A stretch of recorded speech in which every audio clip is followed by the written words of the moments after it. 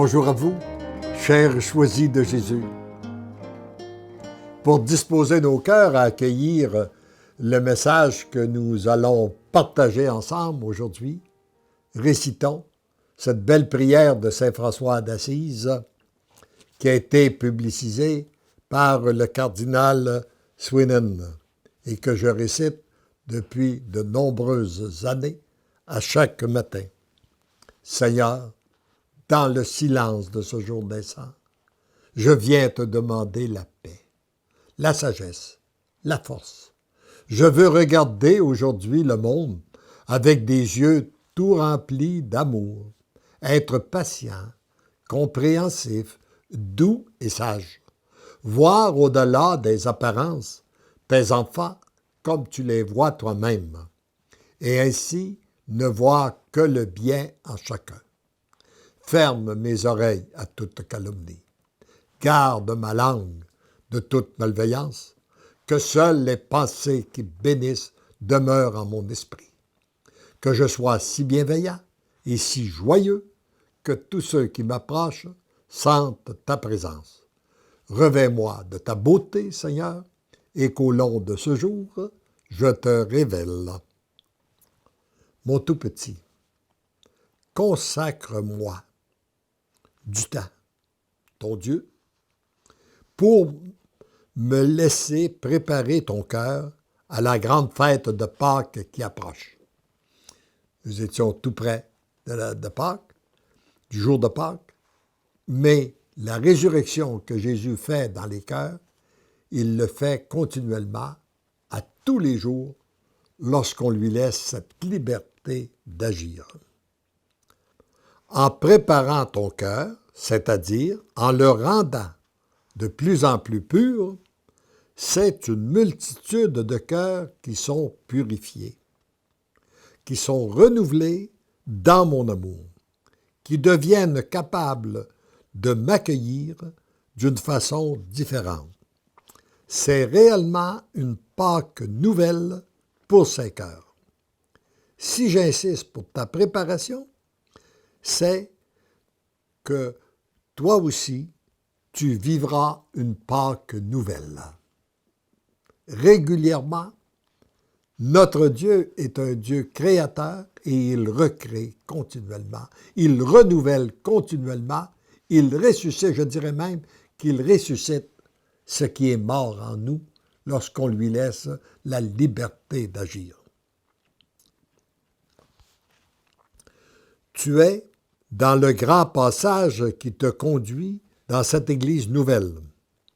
Comme le peuple hébreu a eu à faire le passage de la mer Rouge pour atteindre la terre promise, toi, tu as à faire le passage de la vie extérieure à la vie intérieure. Ce qu'il m'a demandé, il le demande à chacun de vous aussi. Il le demande à toute l'humanité. Nous avons à faire le passage de la vie extérieure pour entrer dans la vie intérieure. Eux, ils étaient conduits par une nuée. Toi, tu es conduit par la lumière de mon amour, par mon esprit.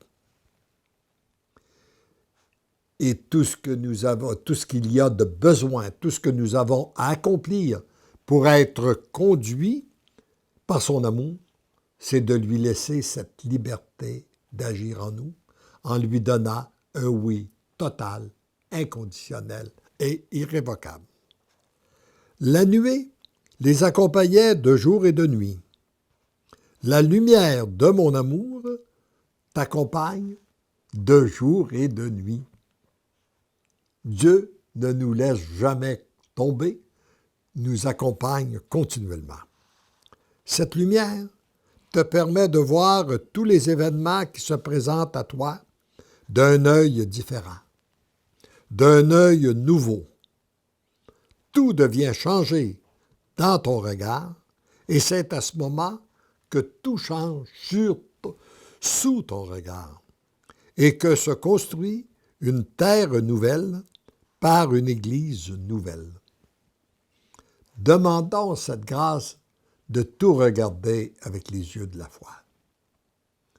Et très souvent, nous en arrivons à découvrir les yeux de la foi, ou lorsque nous nous retrouvons dans une situation difficile.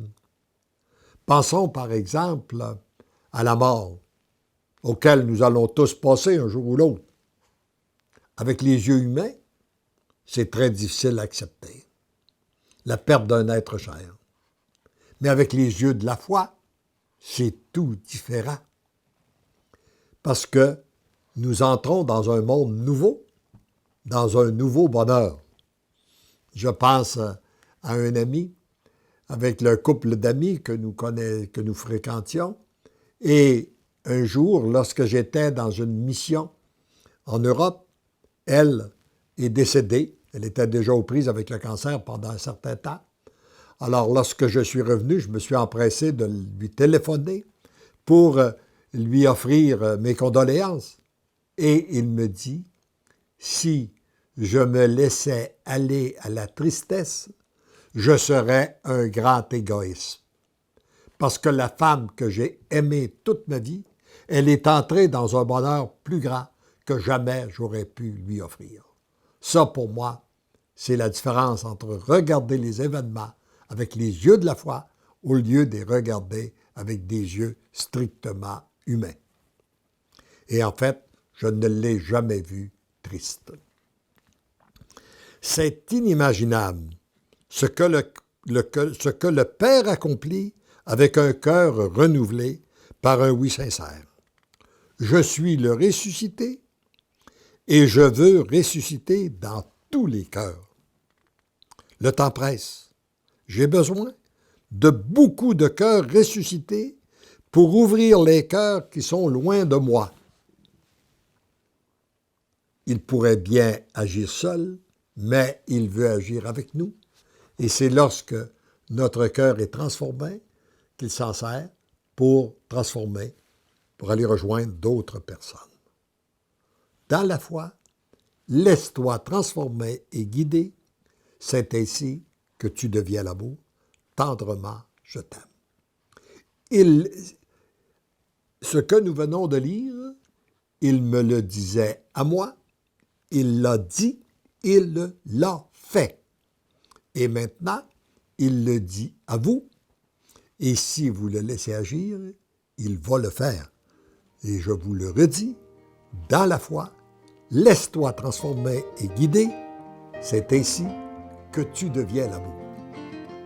Heureux sommes-nous qu'il en soit ainsi. Amen.